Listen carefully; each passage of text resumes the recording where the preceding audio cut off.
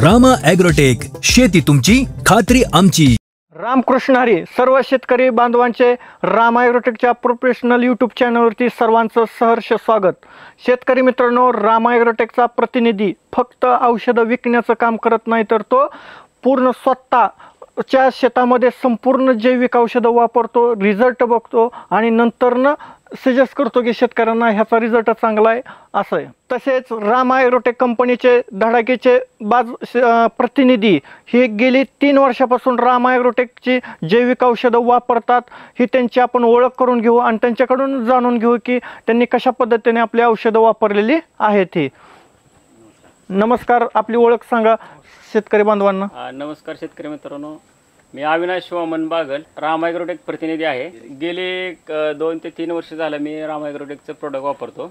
आतापर्यंत आपण केळीसाठीच रामा ॲग्रोटेक वापरलेलं आहे। तसेच आपल्या रामा ॲग्रोटेक कंपनीचे धडाकेबाज प्रतिनिधी हे आहेत, त्यांची पण आपण ओळख करून देऊ। नमस्कार, माझं नाव अभिजित भीमराव पाटील। माझं शॉप मोडनिमित्त आहे आणि आज आम्ही बागल सरांच्या प्लॉटवर केळी बघण्यासाठी आलेलो आहोत। तरी हा प्लॉटकडे बघून असं वाटत नाही की हा खोडव्याचा प्लॉट आहे। बागल साहेब, तुम्ही या प्लॉटसाठी कसं कसं नियोजन केलं आहे पहिल्यापासून?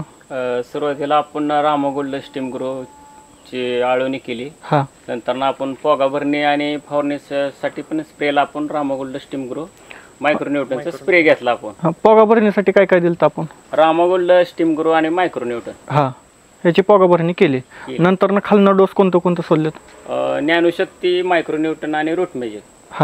रिझल्ट आपल्याला चांगलं वाटले की आपण हळूहळू पुढचं वापरायला सुरुवात केली। आपण पहिलं सुरूला ॲव्हरेज किती निघलं होता आणि दर काय भेटला होता? सुरूला आपला 48 टन निघाला होता। आपला इराणला माल गेलता, 30 रुपये 30 पैशांनी आपल्याला रेट भेटला होता। खर्च किती झालता? खर्च आपला 2,30,000 रुपये झालता, कारण आपण त्या टायमिंगला रासायनिक पण थोडंसं वापरलं होतं। रासायनिकमुळे आपल्याला खर्च जास्त वाढला होता। तसं बघायला गेलं तर रामा ॲग्रोटेकचं आता खोडव्याला आपण पूर्णपणे त्यांचं शेड्यूलने केलंय, तर जवळजवळ 70 ते 75च्या आसपास हजारापर्यंत आपल्याला खर्च आलेला आहे 1.5 एकरासाठी। तर शेतकरी मित्रांनो, बघू शकता आपण पावसाळ्यामध्ये पूर्ण बेडवरनं पाणी वाहिले, तरी पण हा प्लॉट आणि दम काढलाय। पूर्णपणे पाणी साचलेलं आहे, पूर्णपणे पाणी साचलेलं, अजून पण निचरा झालेला नाही, तरी पण अजून प्लॉटची मुळी पण चालू आहे। पांढरी मुळी एकदम परफेक्ट मध्ये रूट मॅजिकची जादूच म्हणायचं। सर, आपली तुम्ही मध्ये जी मुळी चॉकअप झाली त्यावेळेस तुम्ही बायोक्रांती आणि काय सोडलं होतं त्याच्याबरोबर? बायोक्रांती आणि मायक्रो राजा। एकदम मुळी कसं काय चालते आता? 3ऱ्या दिवशीचा रिझल्ट एकदम खतरनाकच। ते आज एवढं पाणी असून पण एवढं दम धरते म्हणजे, आणि आतापर्यंत 12 व्यापारी येऊन गेलं। शेतकरी मित्रांनो, सगळीकडे पाणीच आहे।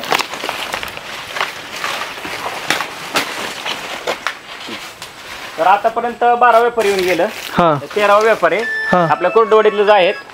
तरी सुरुवातीला पण त्यांनी आपले 30 रुपये 30 पैशाने पहिली हार्वेस्टिंग केली होती, इराणला माल गेलता, आणि आज तोच व्यापाऱ्याने आपल्याला 25 रुपये दर दिलेला आहे खोडवा।